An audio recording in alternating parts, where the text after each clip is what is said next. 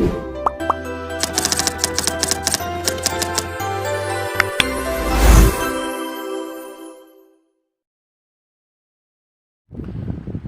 nama saya Samuel Alpua. Di sini saya akan membahas tentang menghitung limit fungsi dengan 5 topik pembahasan. Mari simak 5 pokok bahasan ini. Kita masuk pada pokok bahasan pertama, konsep limit fungsi.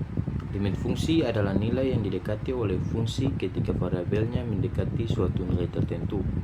Contoh soal, tentukan limit dari fungsi fx sama dengan 2x tambah 1 ketika x mendekati 3. Jawabannya itu limit dari fungsi fx sama dengan 2x tambah 1 ketika x mendekati 3 adalah 7. Yang kedua, teori limit. Teori limit adalah konsep matematika yang digunakan untuk mempelajari perilaku fungsi ketika variabelnya mendekati suatu nilai tertentu.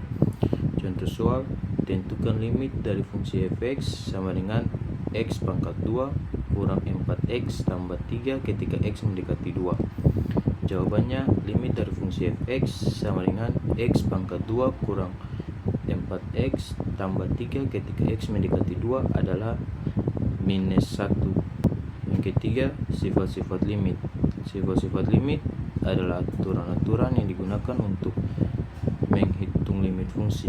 Contoh soal, tentukan limit dari fungsi fx sama dengan 3x pangkat 2 tambah 2x kurang 1 ketika x mendekati 1. Jawabannya, limit dari fungsi fx sama dengan 3x pangkat 2 tambah 2x kurang 1 ketika x mendekati 1 adalah 4. Yang keempat, limit sepihak. Limit sepihak adalah limit yang didekati oleh fungsi ketika variabelnya mendekati suatu nilai tertentu dari satu sisi. Contoh soal, tentukan limit dari fungsi fx sama dengan 1 per x ketika x mendekati 0 dari sisi kanan. Jawaban, limit dari fungsi fx sama dengan 1 per x ketika x mendekati 0 dari sisi kanan adalah tak hingga. Yang kelima atau yang terakhir itu limit tak hingga. Limit tak hingga adalah limit yang didekati oleh fungsi ketika variabelnya mendekati tak hingga. Contoh, tentukan limit dari fungsi fx sama dengan 1 per x ketika x mendekati tak hingga.